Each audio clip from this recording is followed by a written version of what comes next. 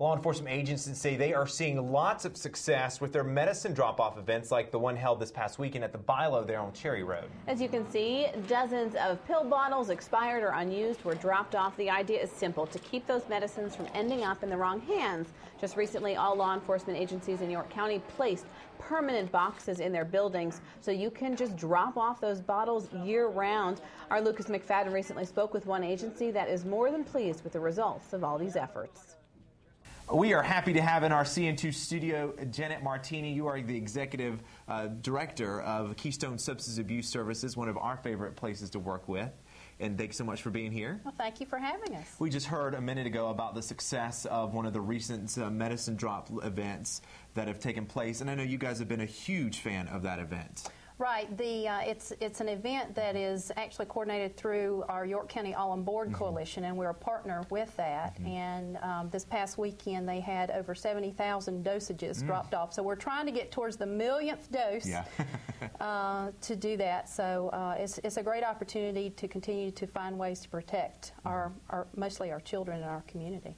And that's what's so great about Keystone. You guys have so many programs that are out there for folks, and it's one of those things that you don't know about them until you need them. But tell folks a little bit about what you all do and some of the major programs that you all are really excited about. Well, we serve as York County Substance Abuse Authority, and the primary focus of our programs are in three areas: in prevention and education, intervention, and treatment. So we work in any community event. We work, of course, at our locations on Ebenezer Road and Hurlong Avenue, and trying to really reach out to the different needs of the community. Last year, for instance, we impacted over 32,582 people in our area. So. And is that everything from people trying to kick a habit, like a smoking habit or a drinking habit, all the way to more severe issues? Right. It's prevention and education, like in the schools and the community, all the way through the highest level of care that we have is our inpatient detoxification program. So it's widespread, certainly, and trying to meet the growing needs here in York County. And it's really scary about some of the things out there that people, but it seems recently more young people can get their hands on everything from what K2 spice, synthetic drugs, to like hand sanitizers. I mean, it's just pretty scary. I mean, you guys have to, I guess you see some of these, but you also have to kind of stay up to date about what's next. We do. Fortunately, the governor signed on April 2nd a bill that bans the K2 and the bath salts, the synthetic drugs. But our work is still cut out for us because we have to keep up with the trends, and I don't think we will ever be completely caught up, but we do the best we can. So. You all are excited. Hopefully very soon you're going to celebrate some sort of a milestone with one of your programs, and tell me about this. This is so cool.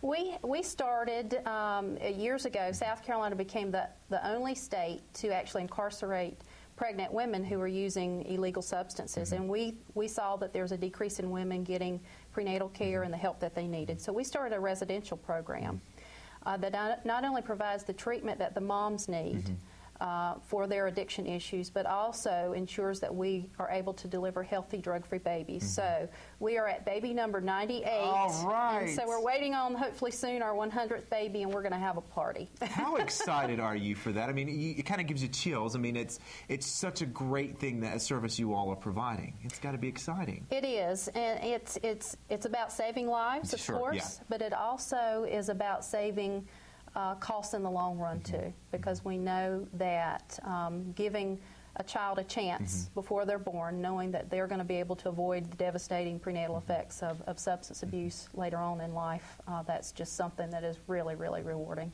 Well, something that's rewarding that you all do every year that you love, it's coming up this Saturday. It's called Cool Fest. And tell folks about it. It really is kind of like a one-stop shop for families. It is. This is our 7th annual Cool Fest, and you've been there plenty of years. And Bilo is our presenting sponsor this year again. We're very happy they're going to give away free watermelon, which is what everyone really likes. But it started as a project through Leadership York County, and they've built a legacy. And it's really focused on highlighting the talents of the folks in our community, especially with our youth. The time of year is great because it's between prom and graduation season, getting ready for the summer months when they're downtime for the kids a lot of times. And it's really an event that has grown. We have over 40 interactive booths this year. Piedmont Medical Center's Healthy Hometown section. Oh, cool. We've got a full stage all day long. Yeah, of acts, and that's what's so cool. They're talented young people here in our community. Of course, we all know those because most of them end up here on the newscast. But everything from a singing competition to a texting competition. I mean, you all try to like expose kids to a lot of trying to raise them up on their strengths, sure, but also give parents an opportunity to kind of brag on their kids, but also learn about other things in their community. That's right. We have lots of things that the parents can bring their kids to connect with summer camps, with learning about other resources in the community. This year, we have some new opportunities. We have groups like the U.S. National Whitewater Center is going to be there this year.